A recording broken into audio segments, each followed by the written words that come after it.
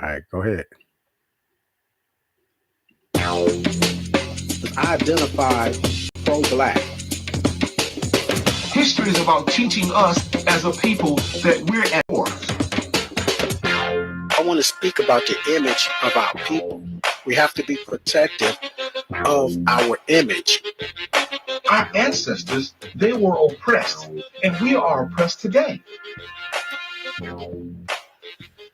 Hello, everybody. Uncle Josh Saneb, Hotep, Assalamu alaikum, peace to the whole world. My name is Jah. And I'm Kev From the Jah and Kev Show. And today, me and this brother Kev, we have some information to talk about. I'm going to question this guy today because he's been roller skating for the last few months, but I'm going to go in on him today because the subject that we're going to be talking about is a subject that we need to take our time with, slow the train down, and then see how can we define gentrification. What does that mean? Where did it come from? How does it affect us as African Americans and just people who constantly deal with oppression in housing and other areas? So, Kev, first of all, I want to say to you that it's always a pleasure doing this broadcast with you. Likewise, man. Likewise. And I can't wait to get going in this. But gentrification, you know, this is your baby. It's both of our babies, but this is your baby. Why do you want to talk about this gentrification? Right. Gentrification affects the Black community and all over the world, actually. Mm-hmm. And when we talk about it, people understand what I'm saying. People think gentrification is just something that's happening here in America. Okay. But actually, the person that termed that phrase was Ruth Glass. Okay. She was a German-born Brit. Okay. And she was talking about in London. It was happening in London in 1964. Okay. So we think of it as something that just happens for us in the Black community. But what she was terming, the term that she used, because it comes from the term gentry, okay, which is the upper class in Britain. Right. So they were moving in and they was using, and she termed what they were doing.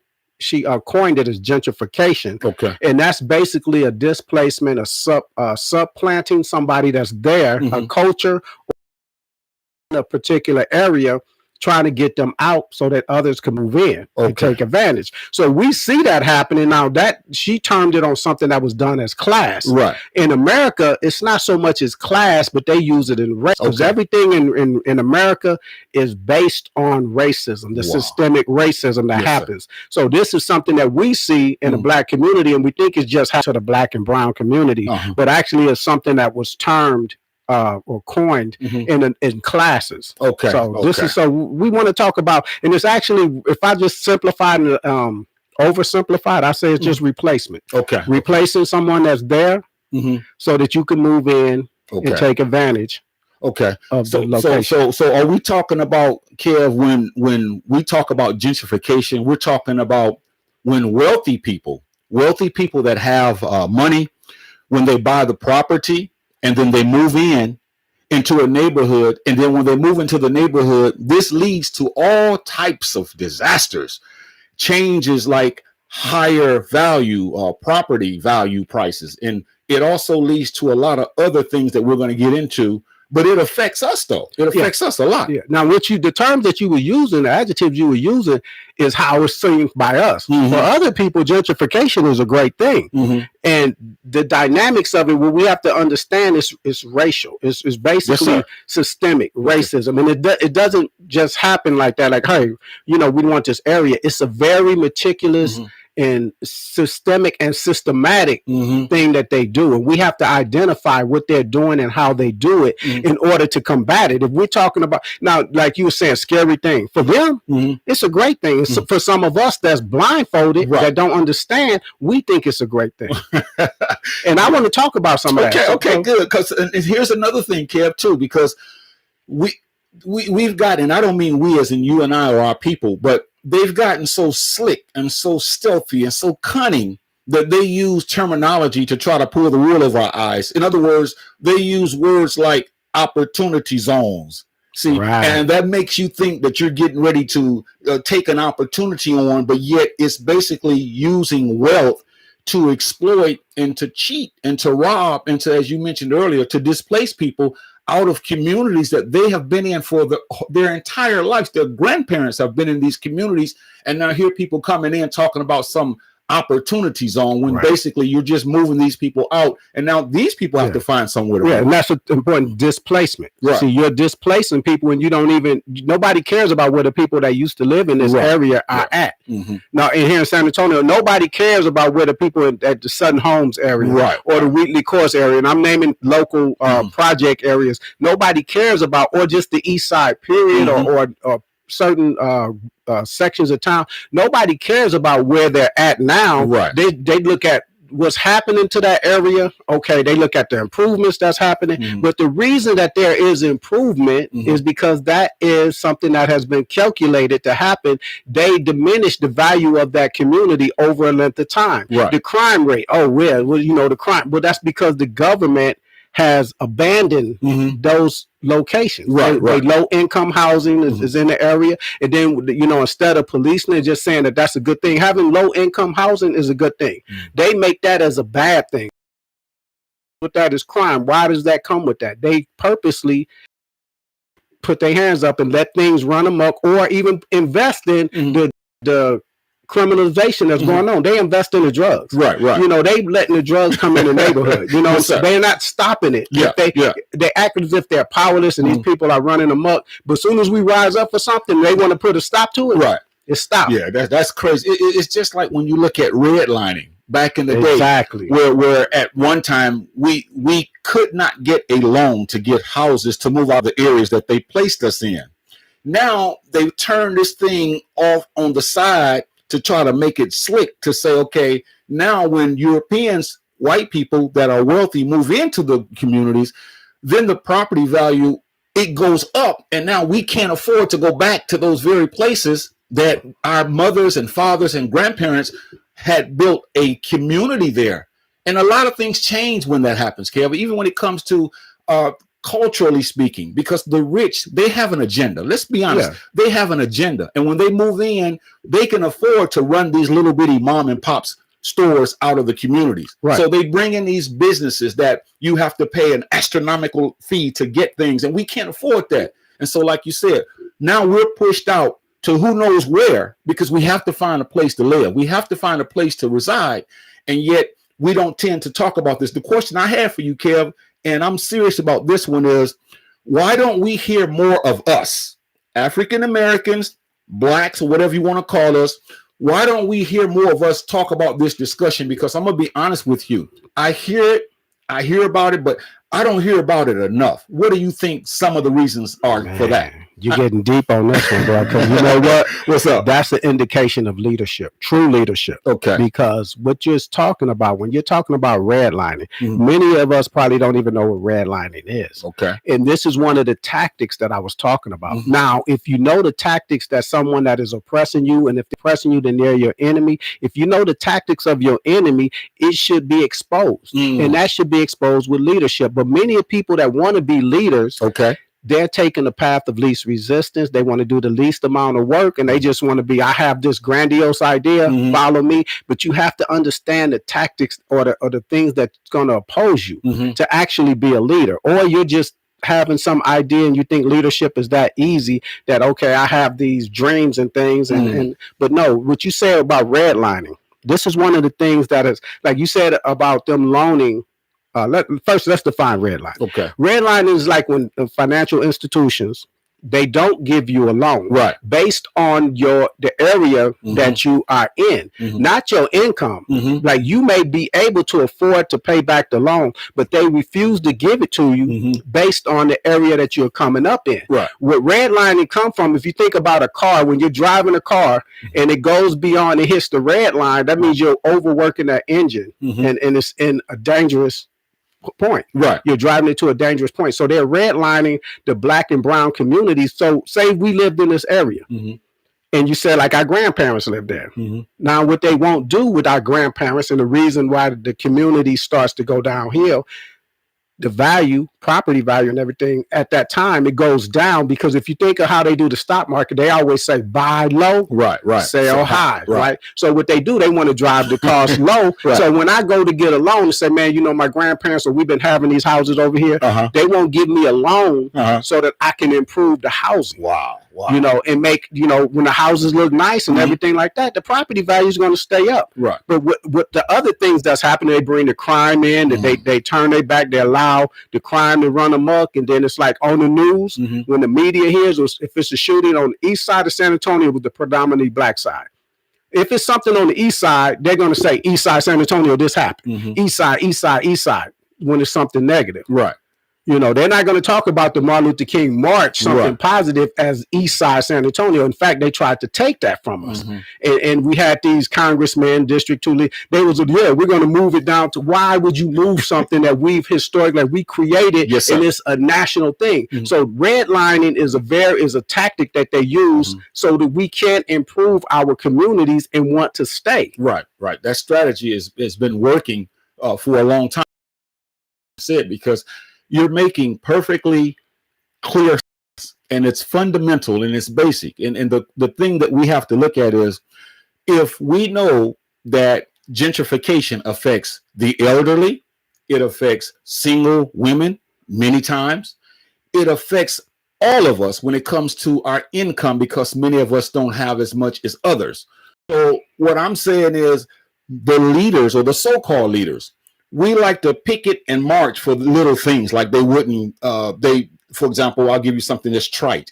You go to the cleaners and you don't get your clothes back on a Tuesday. So now you want to picket. Okay. So you had all the people picketing, where this situation that we're talking about deserves more than picketing. It's an anti-gentrification mindset that must be happening. And I haven't heard much about we as a people saying we've got to stop this. I believe last month we talked about how the Black Panther Party took it upon themselves to run drug dealers out. They stood flat-footed, and they knew it may have come to a shootout, because they knew that these drug dealers, some of them weren't going to move, but they made them move. Why are we not stopping this, saying, hey, my great-grandmother, my friend, my auntie, my uncle live here. I'd be damned if I'm going to let you come and move them out. Where is that at, Kev? Yeah, see, that's leadership within the community, because a lot of times we're looking for this so-called leader, this self-proclaimed leader to say, well, I'm a leader, and that. But then you look at the things they want to do, and it's not, well, what about the drugs in our community? We know the government is not doing anything. And when I'm talking government, I'm even talking local government. Yes, sir. The police department, the mayor, and all these things like that. So when you have these decrepit situations in your community, that make you want to get out. They want you to get out. They want the property to be low so they could come in and invest in it, and they want that territory back. They want it for a reason. It's a value to it. Now, the reason I was saying about the class with Ruth Glass, it was about classism back then. In America, it's about racism. They've always put us in a section of town. Then when they see value in that section of town, it's like, you know what? We need to move them someplace else. Now, we're not just going to get up and move because, hey, man, my grandfather, you know how territorial I'm from this side of town. I'm this. So now they have to create the atmosphere that people want to leave. And then when they come in and it's like, okay, this is what y'all have in your community. We want to invest some things or put some things in your community. So these blindfolded Negro peons thinking, look, it's a good thing. Gentrification is a good thing. And then they're going to put things in there that's nice, but then you can't afford it. Right. Then you start feeling displaced in your own community because your community is changing. Yes, sir. The taxes are going up. That's how they're going to try to get the rest of us that want to stay. They're going to get us out of there. They're going to outprice. Okay, you know what? You paying rent. Your rent's going to go up. You know, now you can't afford to stay there. Now everything used to walk to the grocery store. Now everything is high. And all these cleaners and stuff, they're nicer cleaners, but they're costing more. Now it's like, man, you know, the neighborhood ain't the same. Right. And what we're talking about, those who are watching the John Kev show, we're talking about gentrification, and we're talking about the effects of gentrification. And I started off by saying that these effects are devastating. And somebody out there may say, okay, well, Jahi, when you say devastating, can you give me some examples of the devastation? And I would say, to begin with, is it increased the living costs. And you just hit on that.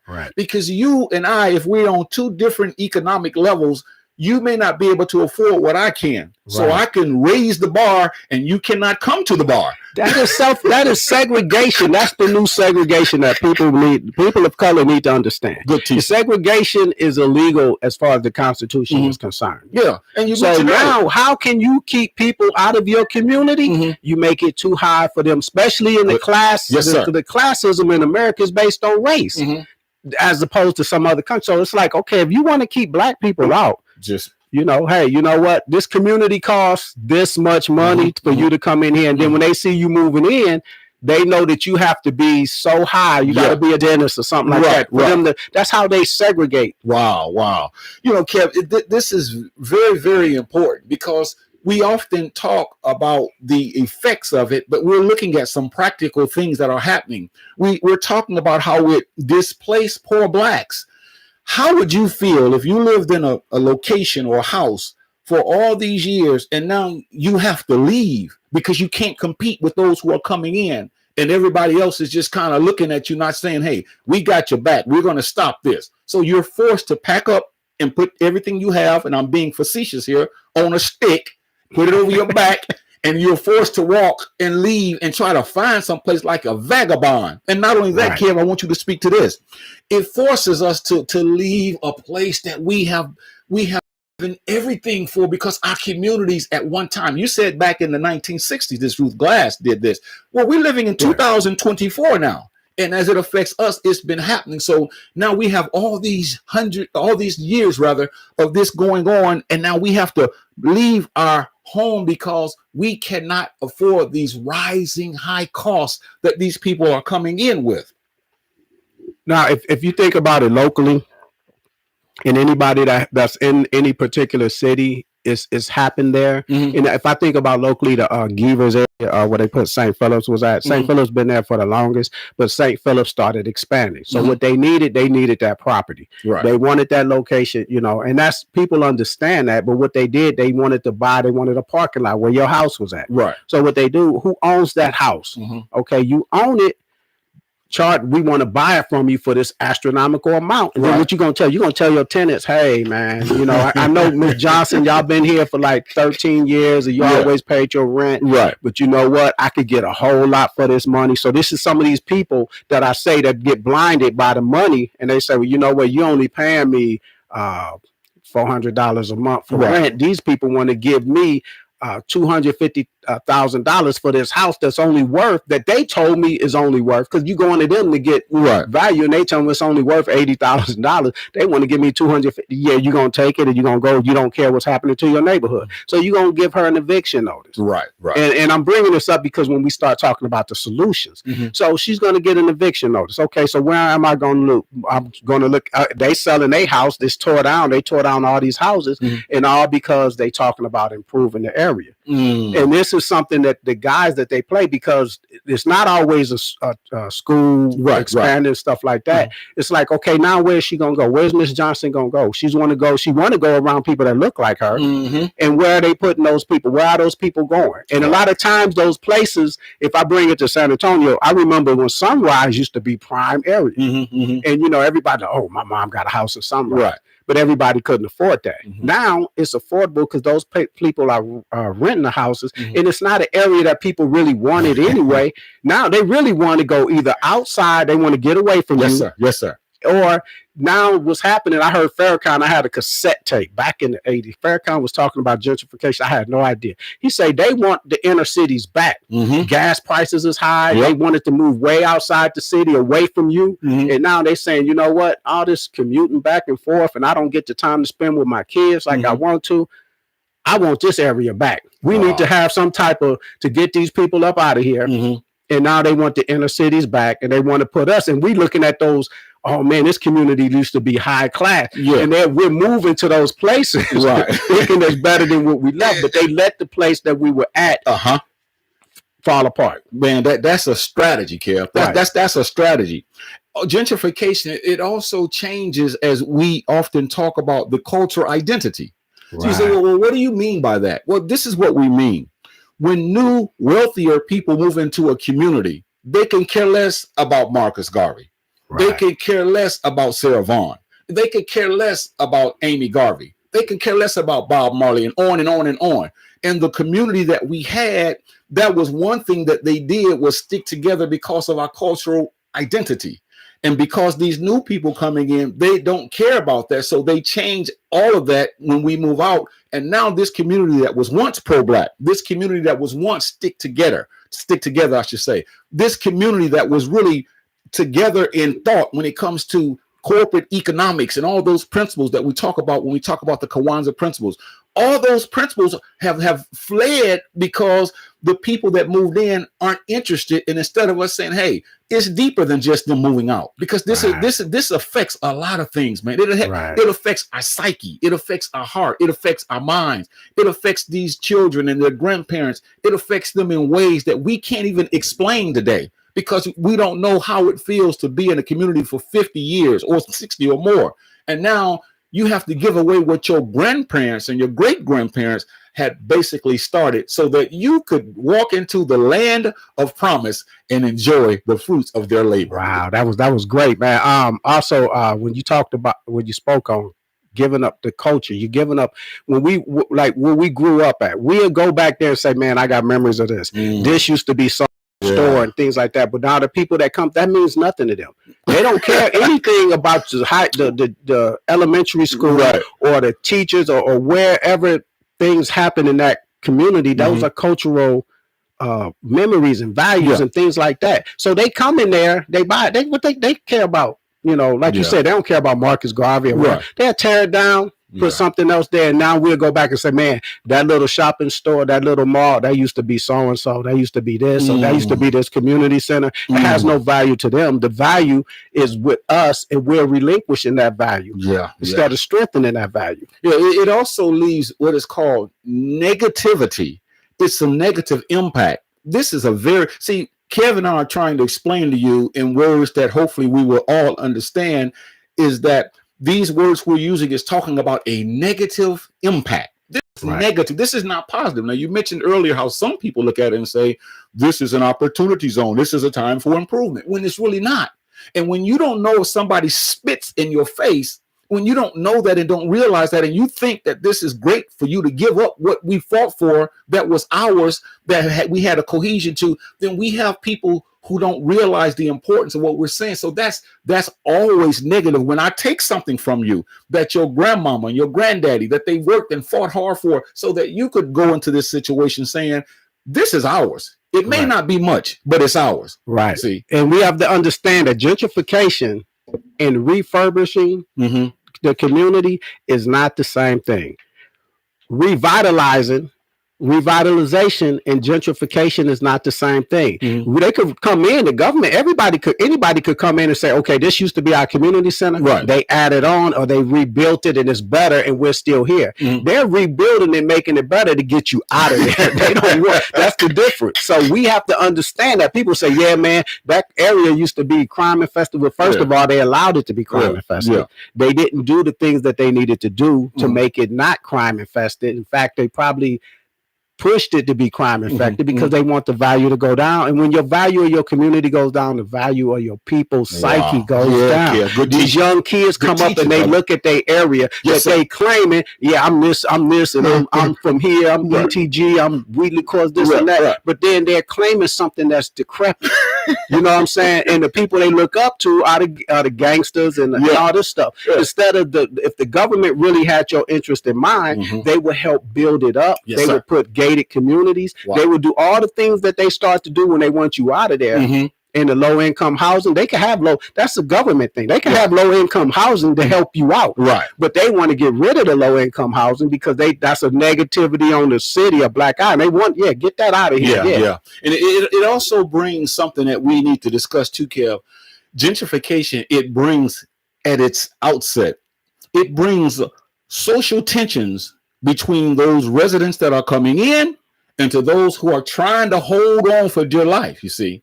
And so I have a friend of mine who said he's going through that now, where they're coming into his neighborhood and they're buying up all these homes. He's still holding on for dear life.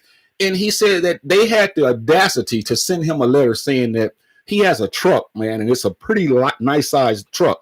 But they told him he cannot park his truck on the streets where he would park it for many. When all the blacks lived there, African Americans, it was not an issue. Now he has to go to Fort Sam and park his truck, and whenever he goes to get his truck, he has to go to Fort Sam and then drive around, then come back, because they won't allow him to keep that truck there. And so now he's very pissed. He's angry, and he's saying how he's losing, but he's going to fight until he can't fight anymore. But these are the social tensions where people don't even speak to you now. You know, these people come in here with an agenda. They can care less how your children are faring. They want you out of there, man. They want you out. See, they're going to make it hard for you to hold on. That's what that's what the tactics are. Another thing that we always fuss about, they talk about how others are in our community open up stores, and they get this loan to open up stores. See, if you can't do it yourself and others can, those others don't live in your community. They taking that money out. So that's helping to suck all the money out of your community. That's red line. That's tactic with redliners. That's right. Remember, redliners is when they don't want you to be able to improve. They don't want to give you loans and stuff to improve your community. So when they put other people's stores and markets in there, they're taking the money. They steady sucking the money out of the community. We complain about it, you know, but we still go there. And we don't understand this is, see, they got time. Yes, sir. They got time. They do things on we play checkers, they playing chess. There you go. Our leadership need to learn to play chess and learn the tactics that they're doing and how to combat it. You can't fight something that you don't understand.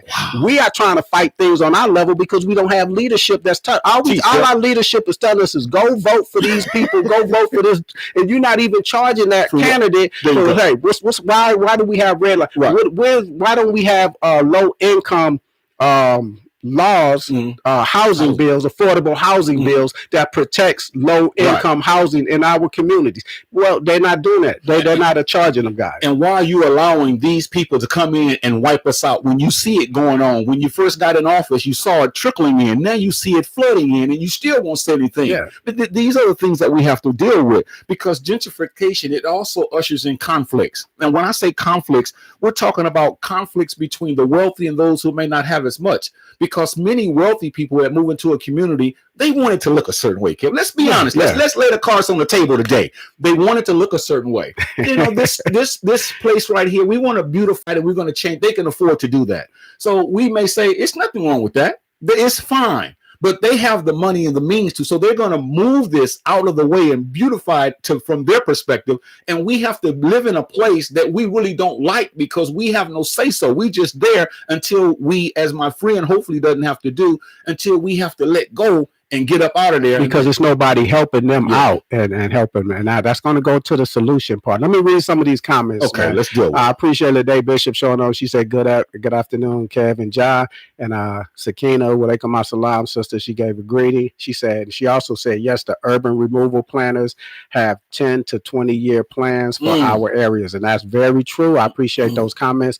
Coretta Cole, she said, great topic. I'm glad y'all are discussing this, because when I'm discussing this topic with others, many don't even know what gentrification is. And and that goes to our leadership. You know what I'm saying? Because that should be on their docket and agenda, saying, let me open your eyes to what is happening, why it's happening. Instead, we have leadership that's talking about, well, they're going to do this to improve this area. Go ahead. They're doing it to improve the area, but they don't want you there. They want you out. And you can see it come, but I got Kevin, please let me have this one. Go ahead. And it's true, because what I'm trying to say is too, it's the leaders, and then also it's us, some of us. Because here's what I mean by us.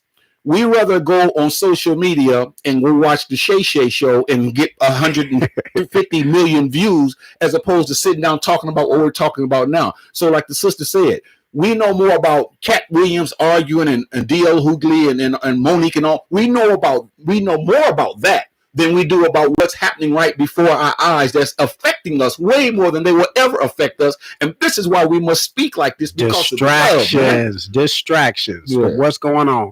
And another, I always used to say, man, we know more about what happened with Bobby Brown than we know what happened with H. Rap Brown. That's the sad thing. But see, these things are distractions. They do that. And these people don't even live around our area. They don't even know us, man. But Sakina said we need some more discussions and actions on this. I appreciate that, and hopefully we maybe come back and come back on this. We have Miss Priestley says so true. We have Miss Anderson. said we need more discussions and actions. I read that. She liked it or replied to it. And Barbara Royal said Hotep Kings. Nawana Priestley said just called District 2 yesterday about gentrification. That's a great thing to do. Talk about it. She said Chest is correct. Taking the east side was put in effect 20 years ago. I appreciate that. Maybe even longer. But those things that we see, then we get blindsided. This is like somebody put the engine in the car, they rev the engine, they slammed on, and we just not paying no attention. And then it's driving like a half a block speed foot. Then we look and it's like, oh, this car is here and it's hitting. Yeah. We're not paying attention to what's happening. Okay. Let me make a quick announcement. If you want to give us a call, we ask that you call us.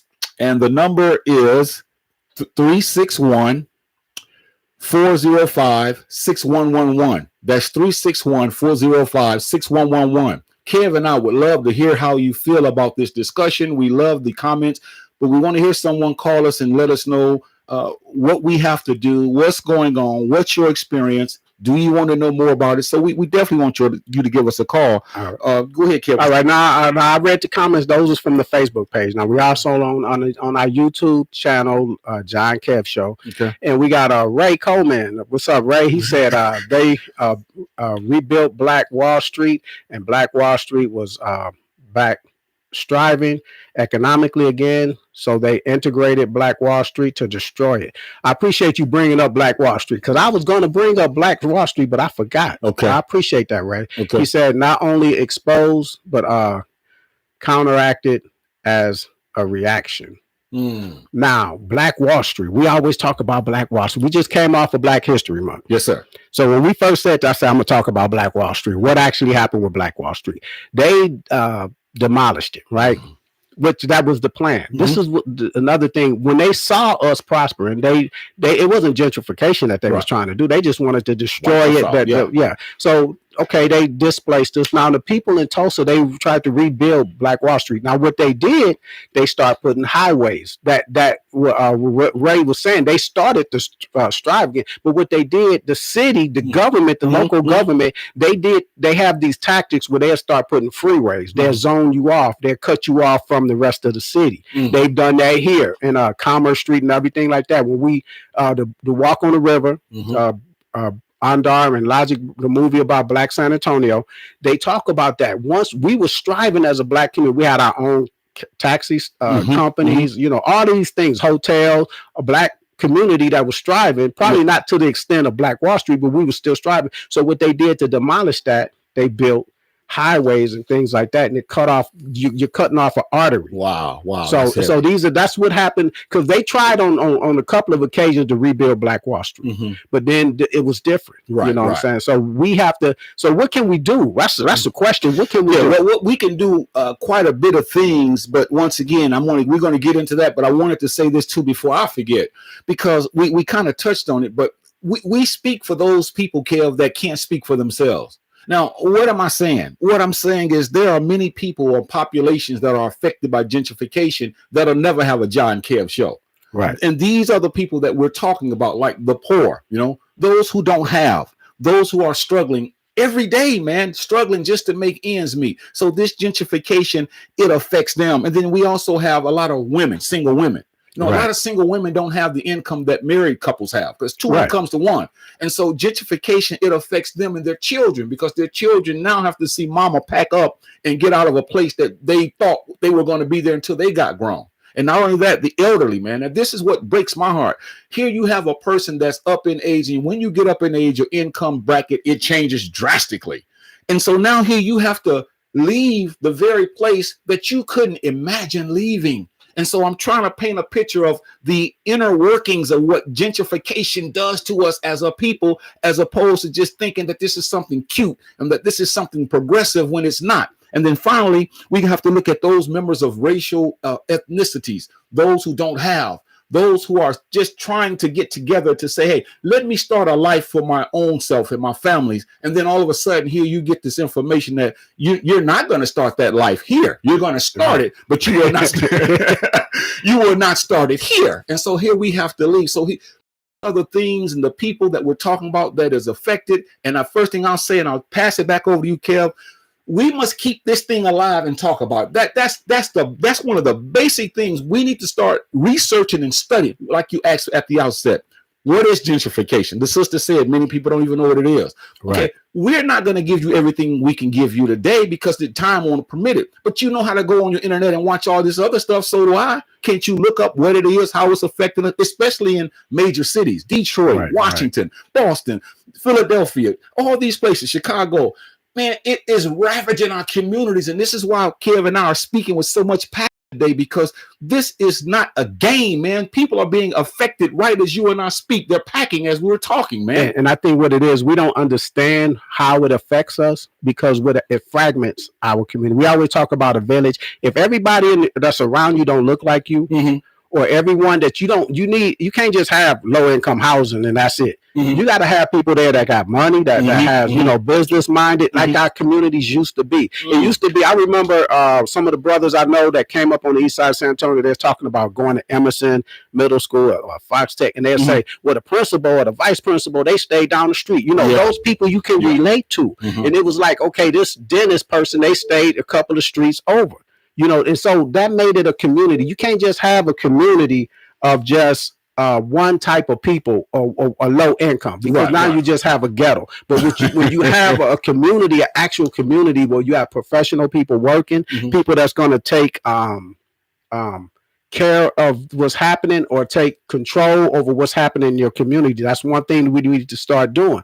But instead, when you let it become a ghetto, then people want to get out of the ghetto. This is what they plan. They want you to get out of there. They're going to say, you know what? We're going to let it go down. And it's going to go down the drain, and the crime is going to rise up. And they know what happens when you close community centers and things that meant well, the summer job program and things like that. That's the same thing as redlining. You don't want people to be able to improve their own communities. So they're going to do tactics that's going to have that. So don't be blindfolded by these tactics. And what happens is you want to leave because, man, the crime is rampant.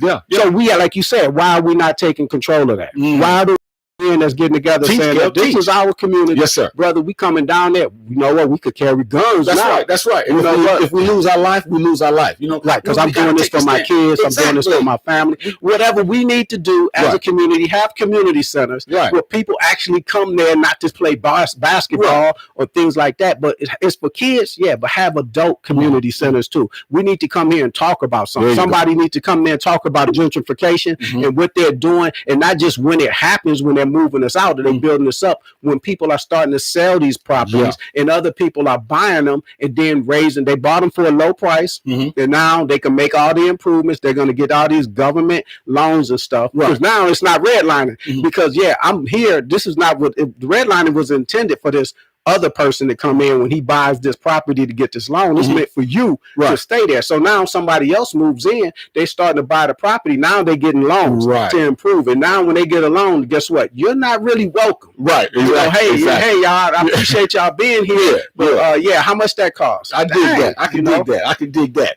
Because Kev, I'm telling you now, man, the sister that wrote the comment, she went to the city councilman, and I'm sure that there was not a lot of traction. But can you imagine if she had quite a bit of people that were with her that went down and told this rascal that this will not happen over our dead bodies, and we mean what we say what we mean, and we're gonna come at you, and if you don't do anything, we're gonna remove your monkey behind, because we will not allow this to happen in our communities. We're fed up, we're tired. But see, when she calls and says, let's go, she's ready to charge, most of us are gonna sit back and say, well, I have something to do. The cohesion, what happened to us as a people that we don't seem to care. Now, we can explain the problem, we can lay that thing out there, but we need men and women who are going to be mature, as you said earlier, that can get together and say, we're going to talk intelligently about this gentrification. We're going to stop this nonsense. We're going to make sure that these people can stay where they are if it costs us our lives. And everybody that's looking like us joining in, for the most part, we will be able to make some kind of impact. But we're we're scared, man. Well, sometimes when somebody's talking and they all frazzled and we need to do this charge, and you like chilling, and you're like, wait, what is this person talking about? Why are they all? Because like someone said, us don't even understand what gentrification is, or they don't even see what's happening. So you sound like a mad person, You know, you know what's happening, and they don't. So they looking at you like, what are you talking about? Like, oh, whatever. That person is crazy. That person has this mentality. So I think education is key. Another thing they do, they let our schools fall apart because people can't come from. They don't want people graduating from that school that's going to be able to look and see the tactics that they doing. Right. And then when we have people talking about Black History Month, blah blah blah. But you know what? Talk about Black history in the context of not just Rosa Parks not getting up or Claudette Colvin, but talk about the New Communities Incorporated. New Communities Incorporated, this was a group that combated gentrification in 1968. It was formed. Back in Albany, Georgia. Right. It was a group of a Black community that was being uprooted, for one, because they participated in the civil rights movement that was going on. So what they started doing, they wanted to get them people up out of there. They pissed off. So they formed a group called New Communities Incorporated. They are still here today helping Black farmers and things like that in Georgia. You can look them up, go to their website, New Communities Incorporated. This was a they had tactics. They bought up, they didn't they wasn't part of that, but they bought it up. They helped support themselves to stop the gentrification that was going on, because they wanted them people out of there. Sometimes the tactics back in the day, they would just start burning your house, bombing your house, or doing whatever, you know, writing stuff on your garage, painting you know, N-words and all this stuff. They made it hard for you. They wanted you out of there. So what you start having to do is protect yourself, like you brought up Black Panther Party. That's what they was about. Protecting our community. You're not coming here doing this to us. And now they got other tactics. Come back those other tactics. And we also have to know this. You know, we're talking about application. This is one of the nice things I like about doing broadcasts like this, is where we identify the issue, but we always are giving some application, something as practical and pragmatic, basic, that we all can do. One of the things that we can do, Kev, is we have to know how serious this subject is. You know, this goes to the heart of mankind and womankind. We talk about issues on many instances, and a lot of times we are detached from those issues because we don't feel them. But now when it happens to us, okay, then we want to go out and get the picket sign and run down the street and holler to the top of our voice.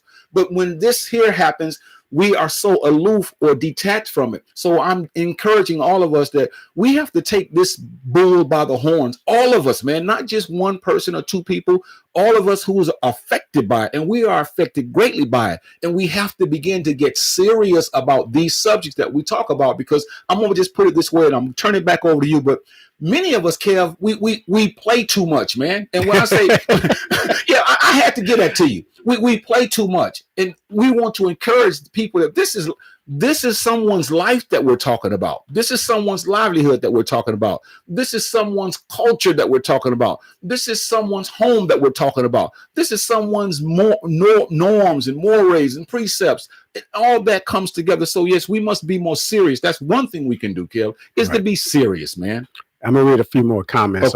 Ms. Priestley said, as soon as I start reading, it jumps. She said, San Antonio said, bring the AT&T Center, was going to bringing the AT&T Center was going to bring jobs to our community. And see, okay, so they'll bring jobs, but they're giving you, you know, minimum wage jobs or whatever. I mean, it's whatever it is. But see, they know that's not going to help you to afford what they have planned. So yeah, you're going to have jobs. We're going to give you money to help sustain something. And then you're not even going to be able to live in your house because it's going to bring the taxes up in the long run. So now what they talking about, I think they're talking about moving it somewhere else. You know, that's AT&T Center is where the Spurs play. Us on the predominantly Black side of town.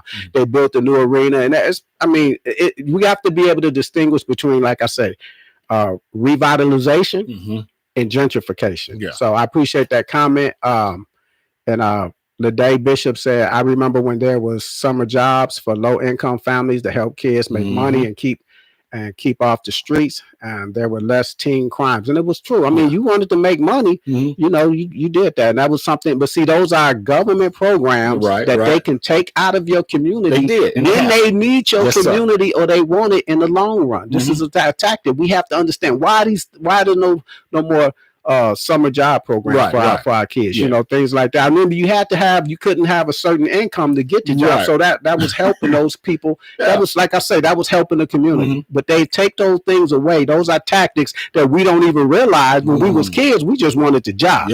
I wanted to give me some new Payless shoes, you know, whatever. But you know, now it's like they take it away. We don't understand why. The parents don't understand why. Right. You know, so those are things that we have to discuss and look at. I'm gonna read some more comments. I appreciate Aisha Ray showing up. She said, "Hey," and Miss Priestley come back. She said, "Do you all have an idea what's going to happen to our school buildings on the east side?" And I'll let you tackle that. You have, and then also because you're the school man. Also, she said, "We don't stick together anymore," and she said, "Right, yeah, all right." So as far as the educational system, what's going to happen, Queen, is the people, the children, the honest, the nice, the perfect children that go to these schools, they're going to turn them into criminals for the most part. They're going to let them graduate for now. They're not going to be able to think. They're not going to be able to be business minded. They're not going to know anything about financial accountability. So they're going to make them graduate and they don't know how to think for themselves. So then in turn, when they can't get a job because everything is whack, they're going to turn into criminals and they're going to go to that prison or pipeline. That's what they're going to do, because people like us that says we see this happening, so we should be forming our own school so we can catch these children, so that we can have these kinds of discussions in school, not when they're 19 and 20 years old, when they're 5, 6, and 7, so that when they graduate or when they get old enough, even if they don't so-called graduate, they will know how to survive. And that's the issue with us now today. We see this happening. We have ideologies, but we won't implement them because we don't want to sit down and say, let's get together and let's start a Saturday class where we're teaching these children, where we're just taking 15 to 20 minutes, or let's have a Zoom meeting where we're having the parents, so the parents can teach their own children, whatever we have to do it. So that's what's going to happen to these schools. It's already happening. It's been happening. It's going to continue to happen because there's no safety net for these precious little ones that's in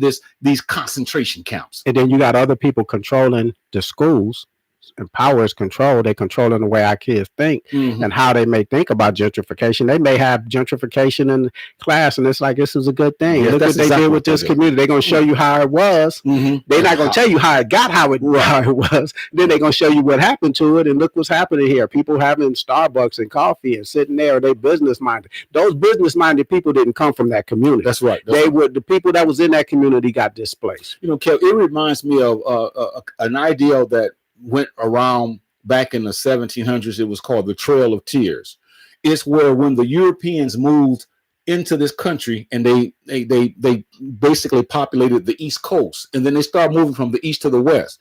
They took those people that were mid and central areas and that type of place. They moved them all the way to a place that's called Oklahoma today. But in doing so, it's what they did to them. So what's the point I'm making? The point I'm making is, like you just said, they're going to teach you that when the Europeans came over here, it was a great opportunity, but they don't show how they starved those people, how they killed those people, how they ravished and raped and pillaged and plundered all those people from the East Coast going to the Midwest, and then to now where many of them, when they are now, which is in Oklahoma, living like dogs, man. And remember, show you said gentrification, you gave these adjectives, and you say it's a scary thing. And I said, but to some people, they glorify. It's a glory. It was how the people that's affected. You talk about the Native Americans. They talk about the Europeans, manifest destiny coming here, Christopher Columbus Day. That's a Holocaust to them. Yes, sir. But some people, this is a great day to get together and celebrate and have food with our family. Any day is a great day to celebrate and get with your family. But you're celebrating somebody else's Holocaust. So this is, like you said, I like that. You brought that up.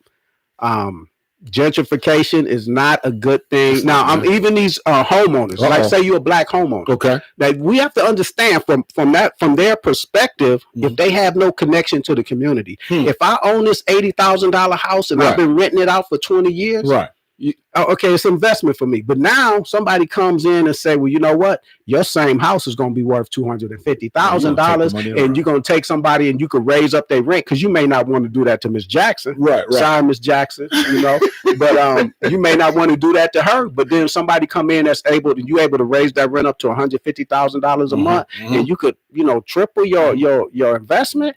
Then to you, it's like, man, this gentrification thing is going to be all right. That's okay. Great. But it's and you have to look at things like that. You do. Those people are going to tell you it's good. They're going to clean up the neighborhood. My investment is going to be worth more money, but we have to be invested in ourselves. Yeah, that's true. That's greed is what you just exemplified in your discussion. That's greed, because many of us, the principles that we need to make sure that this gentrification doesn't continue to move forward, we have to search deep within our hearts, because you have to ask some very serious questions. And one of the questions is, what happened? Now, we can't give you one answer today that's going to solve this, but what happened to us that today many of us don't know what good is? We call good bad, we call bad good. But something happened to us along the way, my dear brother. And what I'm saying is, we are disconnected from something that really taught us back in the day that we must stick together, or else we're all going to die together. We've lost that, man. Yeah, and that's tactics, man. They play tactics with us psychologically. Like I say, when people look at my library, I got books on sociology, psychology, all these things like that, and people are like, well, what's the purpose? If that's the tactics that my enemy is using against us, and I understand psychologically what's happening, sociologically what's happening in our community, then the person that termed gentrification, what you think her study was? Sociology. Sociology. Yeah. She was dealing with the community and how things work. So then you start to understand and you see how things work. Now you can combat how things work. So what things can we do to combat gentrification as a people? Yeah, as a people, we must also be serious, and not only be serious, but we have to come to a point in our lives where we're ready to give our lives for a cause that's worth it. And this cause is worth it. A lot of times we talk about how we can solve problems, and those are great discussions. But it all boils down to, if you're not willing, and if I'm not willing to give my life, because that's what it's going to ultimately cost. Malcolm X said it a long time ago. The cost of freedom, Kev, is death. That's the cost of freedom. And so in talking about gentrification, how did he get on death? Well, because if you stand up, for those who are poor, disenfranchised, those who are displaced, those who are lowly, those who don't have, the elderly, single women, the parents that are struggling, if we truly stand up for them, it may cost us death. But we don't want to have these kind of broadcasts. And not just physical death, but, they could kill your movement. Yes, they kill your family. I mean, our families are dying, and it may not physically dying, but we're dying as a culture and a community from the things like gentrification that's happening. They're displacing us. They're fragmenting us. And we argue amongst each other. When you have a lot of things, like I'm gonna say this about a community. Okay. When you have a lot of friction, right? I mean, it creates a lot of friction when you don't have money, when you're hungry. I'm not going to go to school with a good attitude and somebody bump up against me and I'm hungry. I'm going to have an attitude. Like they always say in them commercials, get a Snicker bar, whatever. So we got a lot of friction, and it's always these low income communities that say, well, I'm from here. And so they're a crime element. I'm from here and you're from there. And they look for differences. They're mad at everybody. They're mad at anybody that's from another side of town or a different street. These are the things that's created by these low income housing issues, especially when the government pulls out and is not trying to invest in that. The job program, that's the government investing in that. We were trying to get us some, hey, I'm working, bro. What you doing? I'm working. That's preparing me for being an adult instead of just hanging out on the street, shooting ball, getting in fights, chasing girls. Then you got pregnancy issues and things like that. Right. The schooling is they got this whole chess game going on against us, and we're playing checkers. I just want to make my next jump. And they doing all these intricate moves that's going to affect us and affect our kids and affect us generations down the line. And then we have these situations, and all we want to do is get away from each other. Checkmate. That's what that boils down. Checkmate. Yeah, we're dying. So go ahead, Kev. Yeah, I'm gonna say solutions. Affordable housing bills is something that goes against gentrification. Any place that wants to have gentrification going on, they do not want affordable housing bills or protecting renters. Because see, when renters are protected, even if someone comes in and I sell the house that I'm renting out, they can't just jack the prices up and get my renter out there. You have bills and things like that protects them. So things like that. Anytime you have like Austin, a lot of places in Texas, they are anti-affordable housing. So these are things we have to look at. Also, nonprofit organizations taking control and having community land trusts. Businesses. This is something that's happening in Toronto. There's something that is happening in the Bronx. In Brooklyn and Brownstones, the Bronx, Philadelphia, like you name these major cities. You need to have nonprofit organizations, preferably nonprofit. If the organization, because nonprofit could get loans at a cheaper rate. And what you do when you have these community land trusts, you have people that stay in this community. Like it's supposed to be like a third of the community, or the people on your committee stay in the community. A third of them stay around the community, and a third of them are local government. So what happens is you can protect the community against gentrification tactics. And so what you want to do is start buying up some of the property. So where you won't sell it out, and you won't sell out to higher investor, because you're actually interested in your community. You're about the community. You get these community land trust organizations, like I brought up the one that was in Albany, Georgia, New Communities Incorporated. This is those people wasn't the ones that all of them wasn't in that area, but they got together to protect that area. We get things like that, protect low income housing, protect renters, cultural. Some of the places what you do is you take a landmark and you say you deem it as a have cultural value. You have to go to the local government and say, hey, this has cultural value to my people in this community. So they can't just buy it up and tear it down and do whatever to it.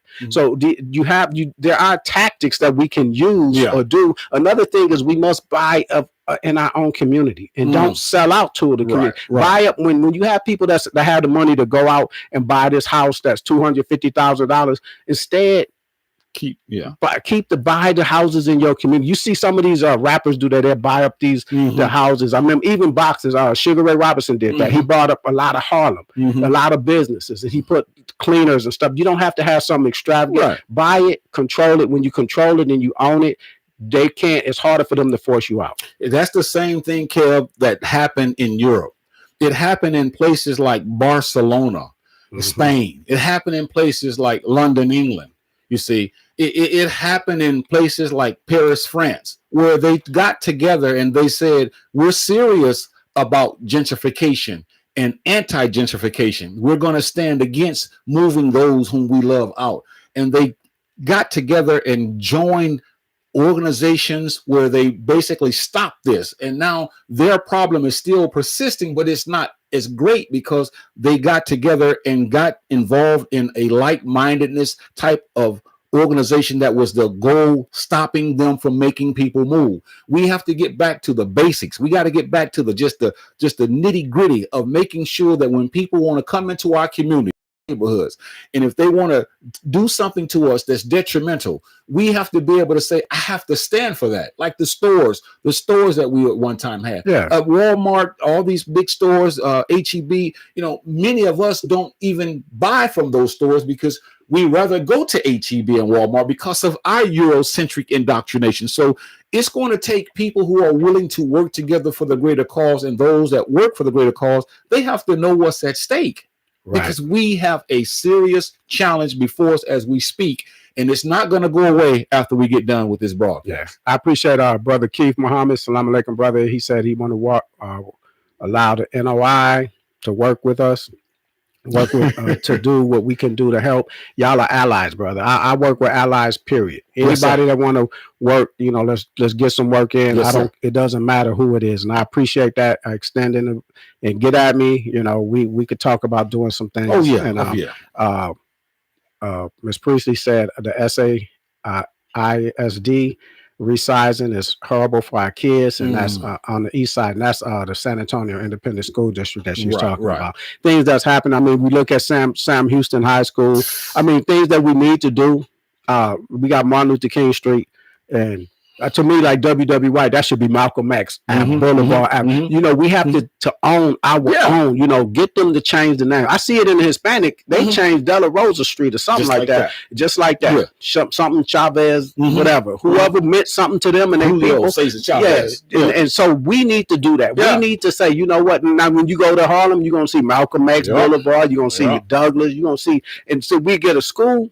And then as soon as we start moving out, that school they're going to change the name. It has no historical value to us. We have to make it have historical value. Black History Month was just last week. It ended the other day. we talk about all the things that we've done, but we have to own the stuff that we've done. Yes, you know, so we have to own our communities, take back our communities, make it hard for them. If somebody else that's foreign is moving, they're in foreign territory. You know what? Treat them like they're in foreign territory. Yeah. You don't have to patronize their stores. If that sends a message to them that, hey, yeah, you could get this loan and move here and open up this hair shop or whatever they doing, and we ain't got to come to you. But we have to open up our eyes to that, open up each other's eyes to that. If you're going to celebrate the Holocaust of the Native Americans on Thanksgiving, then talk about tactics. At least use it as a time to do something positive other than just get fat and full and fall asleep watching the game. Right. Well, I would be remiss if I don't say this, but I want you to know that we only have about a minute or so left, but I want to share this announcement. This broadcast, next version of it, will be seen April the 20th. That's the third Saturday in April. My brother is getting ready to do something very important to him for a month. And so we're going to respect and honor that, the Ramadan, and he's going to have a fantastic time looking at soulish issues and just taking care of some spiritual things that he needs to. So we must give him that time. But this broadcast, the Ja and Kev show, the next broadcast, so mark your calendars, is going to be April the 20th at 1 o'clock Central Standard Time. And boy, he's going to blow the lid off of this thing in. So we want you to know that we really appreciate all you have tuned to come back. So don't think we just dropped the baby and ran. That's what's going to happen here. And again, Kev, if you want to have any final words to say to the people, let them know. If y'all have any shows or topics y'all want us to discuss on the Ja and Kev show, just hit us up on our email, which is jakevshow@gmail.com. Give us any topics y'all want to discuss. Anything y'all want to see us discuss, or anybody that y'all want to see to come on, we could discuss that. You know, that's something that we look forward to, topics that people want to hear or people want to discuss, and I appreciate everyone that shows up. Okay, well, those are the last words you're going to hear from Kev and Ja. We appreciate y'all. We truly care for you. We thank you for tuning into the broadcast. We'll see you next month, April the 20th, the third Saturday. Peace.